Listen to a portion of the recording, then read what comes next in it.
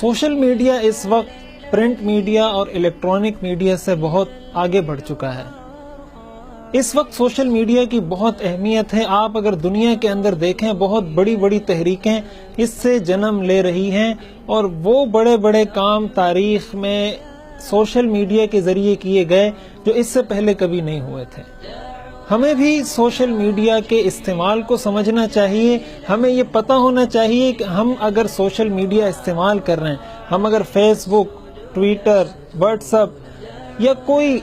ای میل کی کوئی web site استعمال کر رہے ہیں، تو ہمیں یہ پتہ ہونا چاہیے کہ ہم اس کو کن مقاصد کے لیے اور کس طریقے سے استعمال کر رہے ہیں۔ کہیں ایسا تو نہیں کہ ہم سوشل میڈیا کو استعمال کرتے ہوئے اپنے مذہب سے دور جا رہے ہوں۔ کہیں ایسا تو نہیں کہ ہم سوشل میڈیا پہ بیٹھے ان ملحدین اور ان لبرل کو سپورٹ کر رہے ہیں جو ہمیں دین سے دور لے جانے والے ہیں، جو ہماری نسلوں کو مذہب بیزار بنانے والے ہیں۔ آپ یہ دیکھیے کہ آپ کا سوشل میڈیا پر تعلق کس سے ہے۔ آپ اگر فیس بک استعمال کرتے ہیں، آپ کون سی پوسٹوں کو لائک کر رہے ہیں، آپ کون سی پوسٹوں کو شیئر کر رہے ہیں، آپ کن پوسٹوں پر کمنٹ کر رہے ہیں، اور خصوصاً دین کے معاملے میں جب بات آتی ہے، آپ تک کوئی حدیث پہنچتی ہے، قرآن کی کسی آیت کا ترجمہ پہنچتا ہے، اور یا کوئی شرعی مسئلہ آپ تک پہنچتا ہے، تو آپ بنا تحقیق کیے اس کو آگے شیئر کر دیتے ہیں۔ آپ کو یہ نہیں پتہ ہوتا کہ یہ حدیث صحیح ہے یا نہیں، آیا یہ حدیث ہے بھی یا نہیں، یہ قرآن کی آیت ہے بھی یا نہیں، اور آیا یہ مسئلہ ٹھیک ہے یا نہیں۔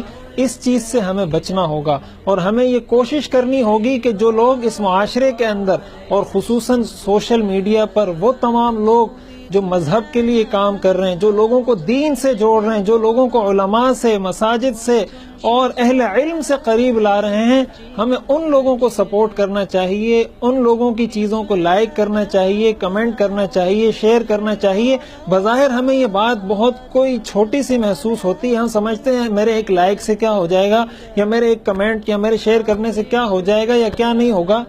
یہ ایک لائک ہی جب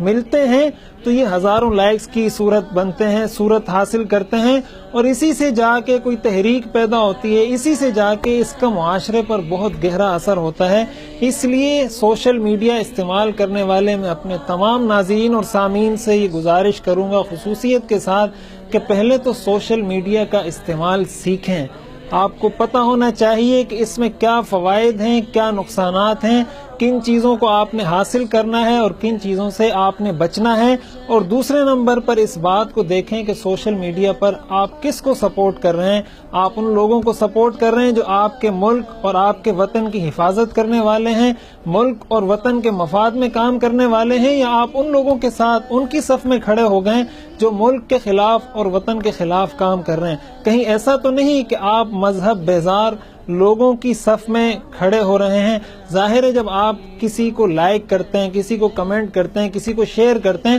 تو گویا آپ ان کی تعداد میں اضافہ کر رہے ہیں۔ حضور علیہ الصلوۃ والسلام نے فرمایا من کثر سواد قوم